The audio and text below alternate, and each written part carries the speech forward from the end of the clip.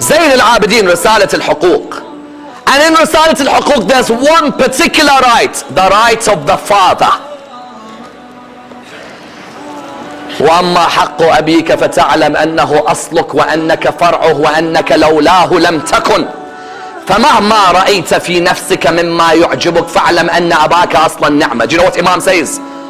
Know that the right of your father is that he is your root and you are his branch. And without him, you would never be. So whenever you see anything in yourself you're impressed with, know that the origin of that blessing is your father. Some of us, when we become successful, we walk around. Someone says, how did you become so successful? Me. No, but how else? Me.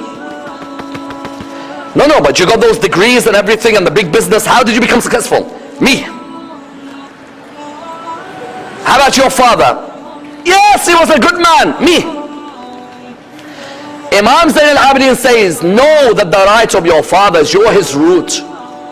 He is your root and you are his branch. And whenever you see anything in yourself that impresses you, know it's because of your father's du'as that you got it. Our fathers who sweated in the daytime, it's because of them we are where we are. Our fathers' du'as, without them we'd be nothing on this earth, nothing. Never imagine you go to college, university, yes, and you become something really successful. Don't walk around like a peacock on the earth. Say that the root of the blessing is Allah, and secondly it's my father. Yes, our fathers, how much they worked so that we get what we get, we achieve what we achieve. Don't ever be neglectful of your father. There are some, they use their father simply as a cash machine. Yes, the mother is a cook, the father is a cash machine. Mom wants food, mom wants food, mom wants food.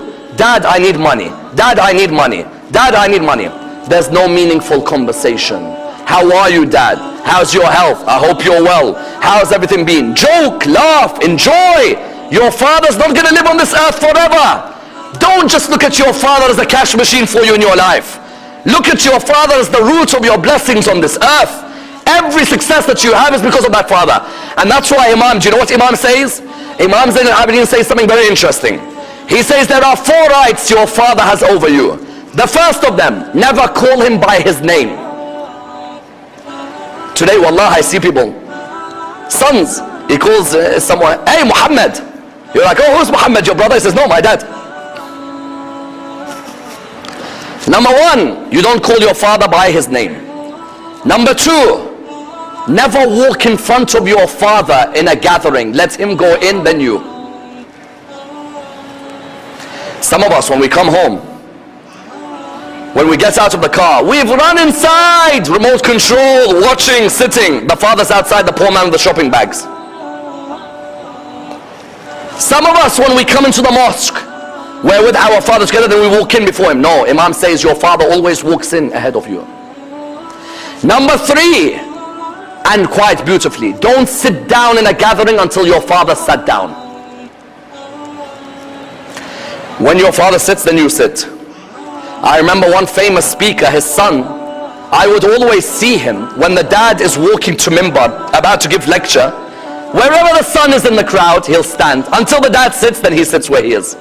I asked him one day, I said to him, whenever your dad goes up to give lectures, you're in the crowd, I see you, you stand up until your dad sits. He goes, yes. Imam Zayn al-Abidin says, don't sit until your dad sits. My dad stood up, I have to stand up.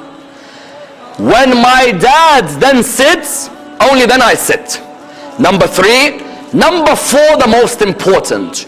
Don't do anything that brings abuse to your dad's reputation. Youth in the crowd today. Youth listening around the world. I know some of you enjoy the world of drugs. I know. You don't need to think that I live in a different planet to you. Look at me, you'll realize I'm in the same planet as you. I know there are some of you who are smoking the drugs without your dads knowing. And between you and your dads, you may think, between you and yourself, you may think this is right. If you're not gonna stop it because it's haram, at least stop it so you don't damage dad's reputation. Because when the community sees your dad, they'll say, look at him, he comes to the mosque, his son is like this. Imam says, don't do things which bring abuse to your dad's rep. Those of you who are drinking alcohol around the Muslim world who listen to this lecture, I know you may justify it. I know you may say you're not religious at the moment. I don't care. Just don't do things that hurt your dad's rep. Your dad's worked hard to look after you in this world. I had a friend of mine in the Iraqi community. He was getting married. He said to me, would you come to the wedding?